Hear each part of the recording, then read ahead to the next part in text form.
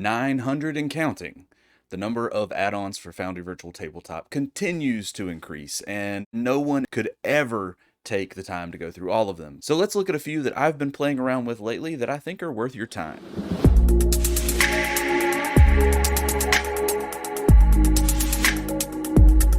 What's up, gamers? I'm Josh, this is Copper Dragon Games, and on this channel we talk about Dungeons & Dragons. Usually virtual tabletop resources like Foundry Virtual Tabletop, which is what we're focusing on today. If you love Dungeons & Dragons, if you love Foundry Virtual Tabletop, I want to encourage you to click that subscribe button so you don't miss any of my future content where I focus on both of those. Today I have a compilation of 8 great Foundry Virtual Tabletop add-ons that I've been playing around with that I think are worth your time. And then at the end of the video I'll be sharing another add-on that honestly might not be worth your time yet, but I want you to keep an eye on because I think it will be worth it.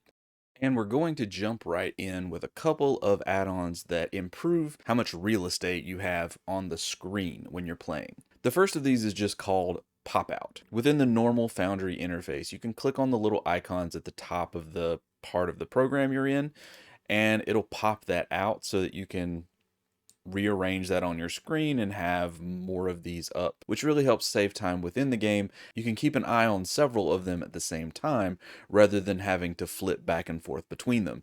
Now that's normal within the Foundry interface. You can do that anyway. Pop out gives you the opportunity to pop it out into a separate window entirely if you're playing on the browser. So if you're using the Foundry program itself, it doesn't work. It'll give you a little error message. See, it can't work within the Foundry Virtual Tabletop application. However, if you're playing on the browser, so therefore your players, or if you have this hosted elsewhere and you are accessing it through the browser as the Dungeon Master, this allows you to open all of these, or as many as you want, in separate windows. So I'll flip over to a browser real quick, and I'm logged in as a player here. But I could click on any of these and it opens it within the interface just like usual. But I can also click the pop out button and it opens it in a separate browser entirely, which is really cool because then I can resize it. I can move it over to another monitor. I can resize my window so I have more than one up at one time. You can use this to keep it off of the actual map that you're playing on, so it isn't obscuring what you're trying to do, keeping track of combat or whatever it is going on in the game. The next add-on we're going to cover is just called Minimal UI. Minimal UI takes the user interface that we're all used to and gives it a more minimalistic feel. I actually like the standard Foundry Virtual Tabletop setup.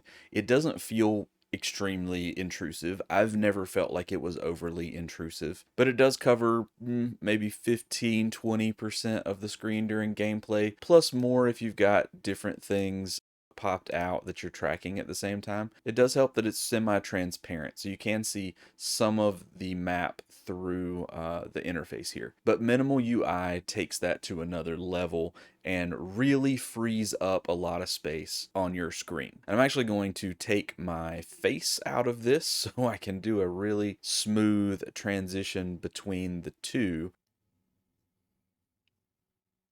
Now, as you can see here, we've gone from the interface taking up 15 to 20% of the screen. Don't quote me on the exact percentages because I'm guessing, to cutting out, what is this, maybe 2% of the screen?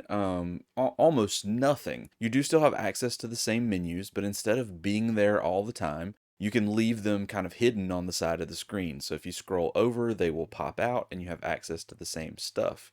You also have the option of locking it, so if you have a player who just doesn't want it to go away, they like their options to be on the screen all the time, they can lock it, it'll always be there, or you can let it auto hide on the side, or like with the macro bars on the bottom, whatever. Even when it's locked in place, this is still taking up less real estate on your screen than the standard Foundry setup. So I think this is a really great add-on to use in your games to really free up space, show off your maps, and make it a really interesting visual experience. You want the focus to be on the maps and images you're sharing and the animations, if you have those, rather than the different sidebars and things. You want to make sure you have access to those because they're important to your game, but you don't want those to steal the show. And this definitely frees up space to put the emphasis back on the visuals for the game that you're running. Next, we'll look at a couple of add-ons that influence the way Foundry works with actor tokens. The first of these is purely visual. I love the top-down tokens that I use in my game. Many of them come from Devon Knight. Or Forgotten Adventures. The Forgotten Adventures line, of course, is the one that comes pre-packaged with the 5th edition SRD game system for Dungeons and Dragons that you can install with Foundry. Devon Knight is another artist whose work I love. I've got some of his tokens included here as well, including this animated Death Knight. And as you can see, when I hover over this token, you get a big preview in the top left of the screen. If you're running an encounter in a big space, sometimes you lose out on some of the intricate detail that's included on a lot of these tiny little tokens. And this is a cool little add-on that lets you showcase that token artwork really well by just hovering over it, and you get a big preview version of that image. It doesn't actually change the way your game is played, but it does give an extra emphasis on the visuals and the details of your particular game that you're running. If you're working with bigger creatures, say large or huge or gargantuan sized tokens, then it's less important because those tokens are big enough to see clearly anyway. But anytime you have some of these smaller tokens, particularly the ones that have really cool details, this is an add-on that you definitely want to have just to be able to show off that art.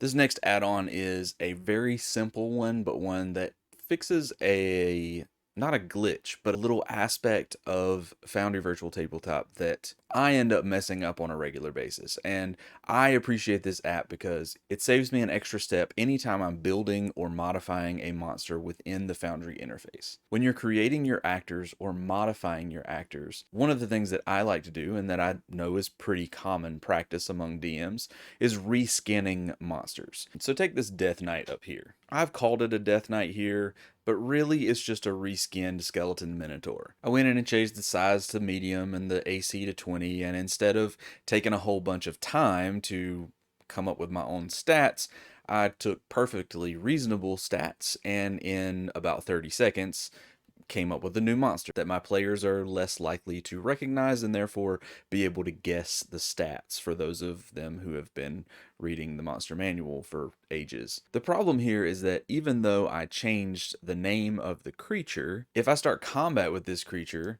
we have a problem.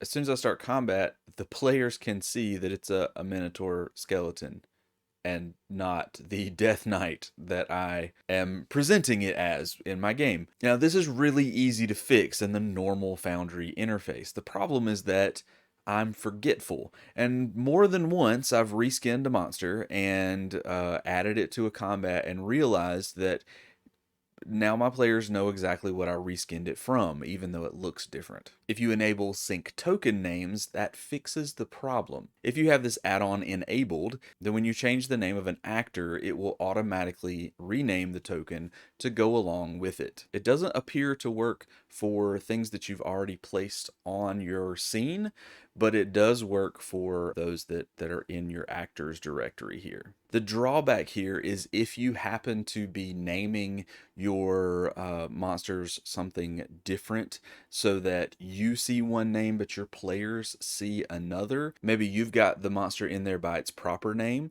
Maybe this is Lord Soth, for example, but your players don't know who it is yet. You could keep the token name something different, so if it happens to pop up somewhere, they still see the token name and not the proper name. But if you're working in that much detail, you're probably going to remember to make those changes, whereas this add-on is really just to automate part of that process in your prep time and take away a step as you're reskinning or creating new monsters. You don't have to go through the effort of naming both the actor and the token. It automatically makes them the same thing. The next add-on we're covering is called Multiface Tiles, and this is one that has a really broad range of applications depending on what your scene looks like and how your scene may change over the course of an encounter. As an example, I've thrown a trap door in this scene here. I do have an alternate version of this artwork that shows the trapdoor open. If I want this to look different when players actually open it, then I can do that in several ways using the normal Foundry setup. I can just have the tile handy that I can drop on the scene on top of it. I could put the other version of the art on top of this one and just make it invisible. If I wanted to use some other add-ons, I could make some like trigger happy stuff happen. But I like this add-on in particular because it doesn't require a whole lot of extra setup, and it also doesn't require a lot of effort mid-game to make it work. With this add-on, you can right-click on a tile and you have your normal stuff where you can like bring it to the front or designate it as an overhead tile or make it invisible or lock it, all that good stuff. But you also have this new set of options here in the middle, and that lets you add an alternate image. And once you've added that alternate image, in the game, all you need to do is right click on that token and flip it, and it switches between the two. It keeps the size the same and everything. So when the players get to this trap door and they manage to open it, because let's be real, it's probably locked, then we just right click and switch it to the open tile. Easy peasy, saves time setting up for a game, saves time during your game. Our next add-on is called Stairways Teleporter. This add-on is great for times that you need players or you want players to be able to move very quickly from one place to another, either on a scene or in between scenes, to simulate taking a stairway to the next level of a structure, for example. Now, in the past, I've always simulated this behavior with multi-level tokens, but I actually got tired of multi-level tokens and how much effort it took to set up the different teleportations. I know it's not really hard, but in my opinion, the simpler you can make your map setup process, the more time you'll have left over to devote to NPC creation and plot twists and monster tactics and all of the things that go into the actual story and gameplay part of the game, rather than just making sure your map looks good and works the way you intend it to. So in multi-level tokens, you use the drawing tool to set up an area that when players move into that area, it automatically teleports them to another location on the map or on a different scene. You also have to set up a specific tag for that location so that the program knows which other location it's connected to. Like I said, it's not hard, but it is a couple of extra steps, and I got tired enough of doing it that I stopped using automated movement for stairways on my maps. However, now that I found Stairways, I think I'm going to bring that back, because instead of having to set up all those things manually, this add-on sets it up so that your stairways act more like doors. So once you have the add-on enabled, you get this extra little tool over here on the side. You can click on it and pick a stairwell that you want to start with. I'll pick this one, and we're going to connect it to this one, even though technically it doesn't really make sense to connect these two stairwells. We're going to do that for the purpose of this demonstration. So you pick the stairwell you want to start with, you click on it, you get a little icon which will be clickable to your players, and then you go to the destination where you want it to be connected to, and you click there, and you're done. It's that easy. There are a lot of more in-depth things that you can do with this module, but for anyone who's just getting started or who wants to connect some locations without all the fuss of labeling them and making sure you don't accidentally use the same label for multiple locations and that kind of thing, this is super, super simple. Literally 2 clicks and you're done. And then when your players are in the game, each of these icons will be visible and their characters can just click on them and move to the other location. We'll demonstrate that real quick. With a token selected, I just click on this and it moved over. You can click on the other one and it moves back. Now you may have noticed on that first click that my character was actually across the room from the stairwell when he clicked on it. So if that bothers you, you can fix that just like you fix doors with the arm's reach add-on, which makes it so a player cannot click on a door, or in this case a stairwell, unless they control a token that's right next to it. Our next add-on of the day is one called DF Architect. This add-on is robust. There is a lot to it, more than what I'm going to go into in detail today, but I will tell you there's a lot to explore. There are a lot of things that it adds to the Foundry interface that improve the efficiency of map building. It has some tools for color picking, it has some tools for lighting, but the ones that I have used most often and that I want to showcase here are the tools that relate to wall setup. You can see that there are some extra icons over here that you don't normally have in the standard Foundry setup. DF Architect adds, for example, the ability to snap to the center of a square rather than to just the corners. That can be really helpful in certain cases, depending on how your map is set up and your grid and how it aligns with the walls. You got a couple tools to either break walls into more sections or remove sections that are not needed. So if I place a wall here, for example, I can keep that wall selected and break it up into lots of different smaller sections. Or if I've decided that those sections are no longer needed, I can actually take them all the way. Another cool feature that DF Architect adds is the ability to lock the wall chaining. Locking the wall chaining just has it set up so that whether you were holding control down or not, wherever you click, it's going to automatically connect to the previous wall section that you put down. You don't even have to hold down control as you're making these walls. You can just go through and make it happen. Another cool feature that this adds is the labeling of each line, their left and right facings. If you're setting up a map that has differing permissions depending on what side of the wall your players are standing on, this can be a real game changer in your setup, save you a ton of time, because as you're placing your walls, it's automatically generating these depending on which direction you're going when you place it to begin with. And you may end up with a section where, just like this one, if I needed this to be blocked off, for example, so that if players were standing inside this area, they would see out one way, but if they were standing outside of it, they would have different permissions trying to see in. You can see that as this wall was being placed, the left and right designations don't follow that pattern. If I'm expecting all of the left facing walls to be pointed toward the interior of this area, because that's obviously not the case. This one is reversed. So in standard Foundry, these are not labeled in this way. So I might not even realize it when I'm setting up that area without having to actually place a token and see what they can see and test it out. Which, by the way, it's generally a good idea to place a token, check it out anyway, even with this add-on, but still, one of the features of this add-on is being able to double right click and reverse those designations, so that if I wanted to make seeing into this area different from seeing out of it, I can quickly see which ones line up with what I'm trying to do and then reverse the ones that don't fit that pattern. And the last thing I want to show off about this program is a really cool tool. I can't be the only one who's experienced this, but sometimes I'll be placing a wall section and for some reason it'll place like right next to it but not connect. And then when your players are in the game, there's a little sliver of light that they can see into this area, and it doesn't really affect gameplay because they can never really see enough for it to matter, at least not from what I've seen. But it does kind of break the norm of the map and it draws attention to itself.